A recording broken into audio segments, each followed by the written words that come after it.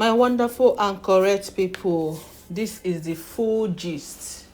Yes, this is the full gist of the full story of the scriptural aspect, where Olori Naomi was mentioned a lot of times in the 2000 years ago scripture of Ile-Ife. Yeah, a lot of you must have heard this, but I want you to sit down and listen to the vital parts, because in the first history they released, there was some things that are really missing, which they are supposed to include. Yes, and now they have brought out the full gist. They did this research in order to further prove to Calabash that she is not still the one we are talking about, because then the story goes like this, my people. Before I go into the story, welcome you back to my channel. It's your girl Life Gist Plus. Na another story now I carry come on a domot. How on a day.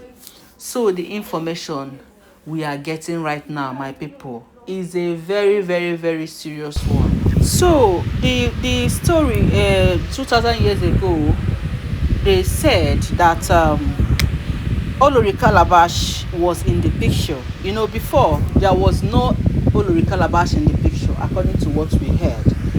But you know, after they said that, when they gave that history, a lot of research are still going on, even as we speak. They are still making much research to know if there are other people who are in that olden days, that 2000 plus years ago, that they have not mentioned. Because for them to get the accurate info and the way forward to find the solution to Ooni of Ife and the environment, the wives and all the gbasgbos going on, and the people to get that actual rival of Kabiyesi, who wants to bring Kabiyesi down in order to ascend the throne. They said they need to get the full history of Queen Naomi and Kabiyesi and all the people that are involved. Then from there they can trace the person who is the rival who invoked these people into Kabiyesi's life in order to collect his glory and put him down and further ascend the throne. So the story goes like this. They said one certain time in the land of, I can't really remember the village, because I just want to quickly chip in this story before I continue with what I am saying. They said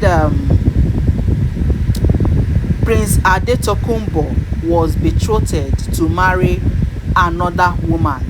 That Prince Adetokunbo that year was supposed to be a king in the making. You know, when someone is about to be a king, some people already say he was a king. Some people said he's about to be a king. You know, all this kind of thing, everybody go put their own pepper and salt to and everything. But what matters is that there is kingship there. Whether he was about to be king or he'd already become king. But as me, I heard my own. They said he was about to be king. And it was because he didn't fulfill being a king there. That was why he came to this time and became a king, just to fulfill what he did not fulfill in last 2000 years ago. My people, this is African tradition, and you should not be surprised when you hear there is a reincarnation and there is a history. I believe each and every one of us that come from Africa has history rooted very well. If they shake, they will see 2000 years, 3000 years. That is where our forefathers, some of our surnames have lasted like 1000 years ago. You understand? Because we keep answering the surname of people who were there before us, but now they are no more. They are our ancestors. You understand? So they said that it was the rival, that same rival that buyed them that time.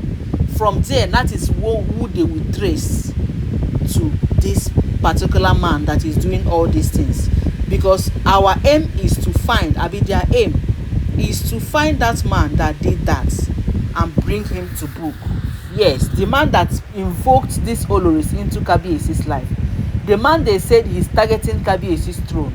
The man that dragged this position with Kabiyesi and later did not make it. And then That is the man they said he did all these things in order for these Oloris to dethrone Kabiyesi. So in that olden days, this man Adetokunbo, Prince Adetokunbo, was betrothed to marry another woman. And that another woman from a noble royal family, by whose name was not mentioned in that story, is somebody now that they are trying to shake if it is Olori Calabash.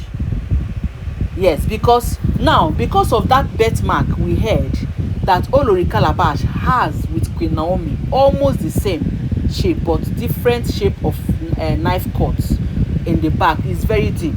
So it has that birthmark is indicating that this, if it is not manipulated, if he did not craft it herself, then it means that she was there back in the olden days. She was in the picture. She was in that story. And that is what they are trying to shake. Now, they realize that Prince Adetokunbo was betrothed to marry a woman, a beautiful black woman from a noble royal family. And if you trace it to this life now, this present life we are living, Olori Calabash is from a noble royal family. Whether noble or not, she is from a royal family. And in this life now, she is claiming that she's connected to Kabiyesi spiritually. That is what she has been shouting right from day one. And that could be the reason why Olori Kabiyesi gave her the opportunity to be seen for him, to be his eyes, by seeing through the calabash and hearing through the calabash. So they said the prince betrothed to marry another woman, but whose name was not mentioned and whom he never loved. So they said the king never loved that woman, but that woman loved the prince passionately. That is passionately, like that is, see. And if you trace it in this real life, because I love to analyze, if I drop the storyline, I will also analyze for you so that you will be following up and know this full gist, where it is coming from and why everything in the palace is turned upside down like this. Yes, my people, just relax. You are going to get the full details of this, and by the end of this you are going to tell me if this truly makes sense to you, or if a calabash is still manipulating that mark. Then they said the woman, his name was not mentioned, but was passionately in love with the betrothed, because the man was betrothed to her. Now, if you connect it to today's life, you see that Calabash said he has been dating Kabiyesi. They have plans that they are going to marry. They have been dating for over years, even before Kabiyesi married the first one, married the second one, to show that Kabiyesi did not love her, but they are connected spiritually, according to what Calabash said in this life. But then in the story they said they were betrothed. So it might be, if this information is true, it might be this betrothment that led both of them, that is still connecting them in this life, that Calabash still have to come her way, and Calabash now have that same birthmark that Queen Naomi has, meaning that Kabiyesi has the birthmark, Queen Naomi has it, Olori Calabash have it, meaning that both of them might be coming from the same planet from the olden days. Now they said the prince loved Adebimbe so much, and in this today's life, that Adebimbe is, they trace it to be Queen Naomi. This other woman who loves the Adetokunbo well, and but did not get the love in return, can be no other person than Calabash, if it is really true, because it is Calabash who always come to say that Kabiyesi and her are so much in love. Like the way Calabash behave, even on the social media, even before they started having this problem in the palace, Calabash has always said Kabiyesi is the love of his life, that she cannot imagine her life without Kabiyesi, that Kabiyesi is her own, that they have been connected spiritually. So if she said that, it means, tracing it from the olden days, they are really connected. So they say this second woman may have been Ashley, because her love back then formed a strong bond between her and Adetokunbo, and she never ever let go of that love. Up till today, she never let go of that love. The love she had for Kabiyesi is still as strong as what that woman had for Adetokunbo in the olden days, of which Adetokunbo never loved her but always go after Adebimpe. You understand? But because Adetokunbo never loved that unknown woman, so he didn't feel connected to her, so she had to use juju to gain the ooni. You see, even that in the olden days, that same woman still used juju to get that Kabiyesi, that guy who was supposed to be the king. You see, and if you still trace that character, Olori Calabash is still having that same character even in this present world. My people, something dey happen for this world.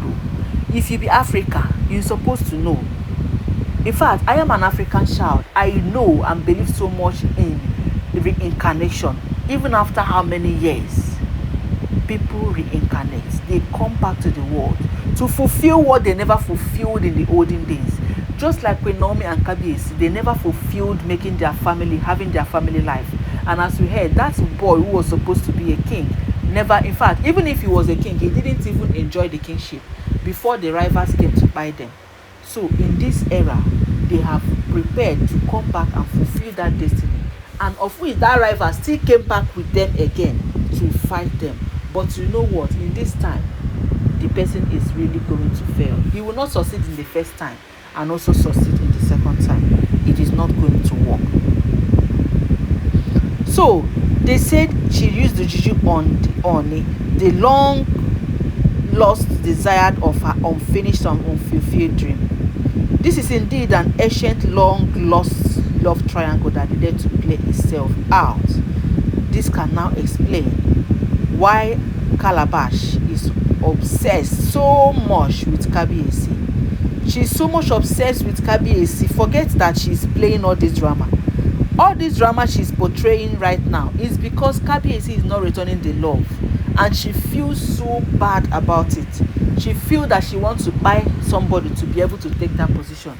She cannot imagine her life without Kabiyesi. Now let me tell you, let me shock you. If you see among all these women in this palace, Calabash and Olori Naomi are the people that love Kabiyesi genuinely. See, Dr. Lizzie might be a good woman. She is a good woman, as you heard, but that does not mean she loves Kabiyesi as much as Queen Naomi and Olori Calabash.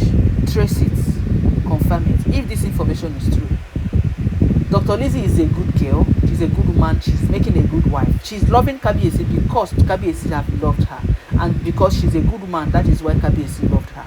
But Olori Calabash is fighting Queen Naomi steady. No time where she know they fight them. In fact, she's her greatest enemy. And if you ask Naomi, she will say, please let Calabash go first. Let her go first, because that has been one of the conditions she gave. What's her name? That Kabiyesi that she should pursue Olori Calabash. That has been her condition, because both of them, right from the ancient days, they are never. They go for Olori Naomi and Olori Calabash, and they came back to this world again. Olori Calabash continued to use juju on Kabiyesi.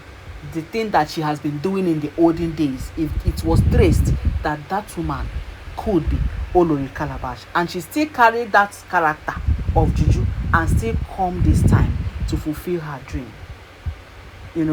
So more updates on this is coming, because I don't want this to be too long. I am going to stop here, then wait for the next video I am going to drop. That is where I am going to continue and finish this story. It is indeed a story you wouldn't like to miss. Join me on the next video, my people. Kindly hit your notification bell so that once I drop this information, it is going to land your doormat. And please don't forget to give this video a thumbs up, subscribe to this channel, and don't forget that all these are alleged and speculated info making waves on this social media. See you.